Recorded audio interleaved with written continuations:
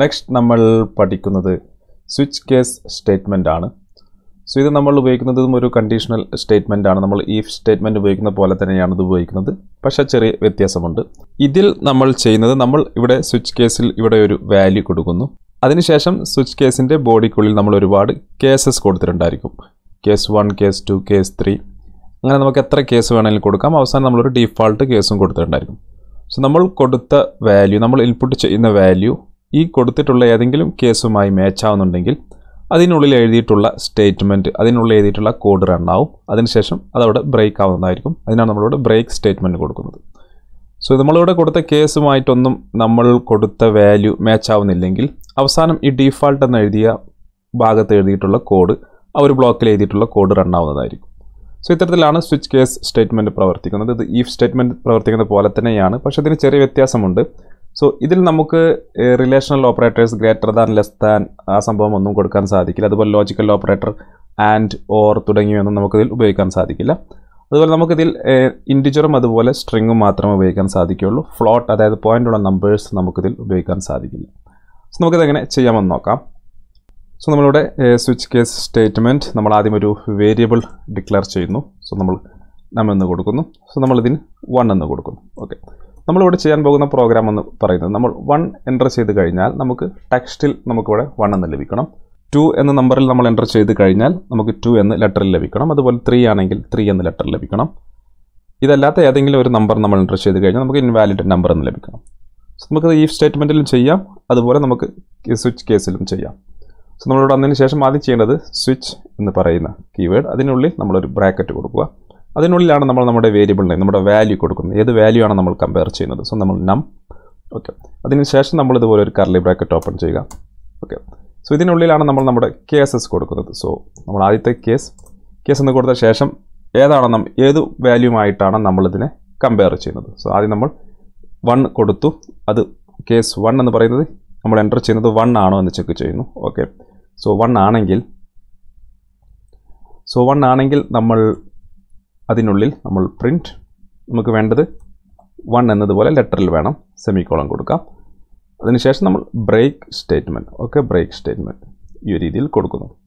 So ഇതാണ് നമ്മുടെ ആദ്യത്തെ സ്റ്റേറ്റ്മെൻറ്റ്. ഓക്കെ, പിന്നെ നമ്മൾ 2 ആണെന്ന് ചെക്ക് ചെയ്യുന്നു. കേസ് 2 ആണെങ്കിൽ നമ്മൾ പ്രിൻറ്റ് 2 എന്ന് പ്രിൻറ്റ് ചെയ്യുന്നു. ഓക്കെ, അതിനുശേഷം നമ്മൾ ബ്രേക്ക് സ്റ്റേറ്റ്മെൻറ്റ് കൊടുക്കുന്നു. ബ്രേക്ക് സ്റ്റേറ്റ്മെൻറ്റ് അതുപോലെ കേസ് 3 ആണെന്ന് ചെക്ക് ചെയ്യുന്നു. കോളൻ കൊടുക്കുന്നു. അതിനുശേഷം നമ്മൾ താഴെ വരുന്നു. പ്രിൻറ്റ് നമ്മളിവിടെ 3 എന്ന് കൊടുക്കുന്നു. ഓക്കെ, ശേഷം നമ്മൾ ബ്രേക്ക് സ്റ്റേറ്റ്മെൻറ്റ്.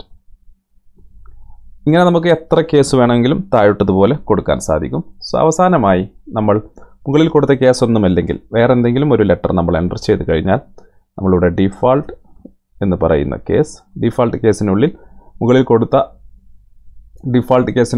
കൊടുത്ത വാല്യൂ ഒന്നുമല്ലെങ്കിൽ നമുക്ക് എന്ത് ലഭിക്കണം. സോ നമ്മളിവിടെ പ്രിൻറ്റ് നമ്മൾ ഇവിടെ ഇൻവാലിഡ് നമ്പർ എന്ന് കൊടുക്കാം. Invalid number. അതിനുശേഷം നമുക്ക് ഇത് ബ്രേക്ക് ചെയ്യാം. Break statement. ഓക്കെ, സേവ് ചെയ്യാം.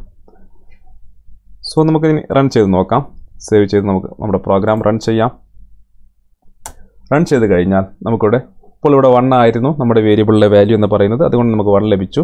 സോ നമുക്ക് 2 കൊടുത്തതിന് ശേഷം സേവ് ചെയ്ത ശേഷം റൺ ചെയ്യാം. നമുക്കിവിടെ 2 ലഭിക്കുന്നു. അതുപോലെ 3 ആണെങ്കിൽ നമുക്കിവിടെ 3 ലഭിക്കുന്നു.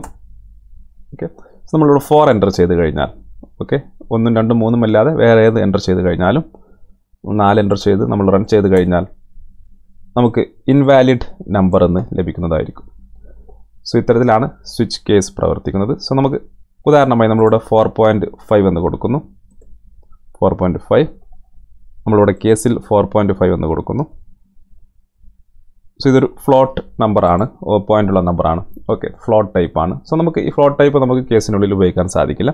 അതുപോലെ നമുക്ക് ഗ്രേറ്റർ ദാൻ ലെസ് ദാൻ അതുപോലെ and operator multiple condition combine ചെയ്തിട്ടൊന്നും നമുക്കിതിൽ ഉപയോഗിക്കാൻ സാധിക്കില്ല. അതാണ് if സ്റ്റേറ്റ്മെൻറ്റും സ്വിച്ച് കേസ് സ്റ്റേറ്റ്മെൻറ്റും തമ്മിലുള്ള വ്യത്യാസം.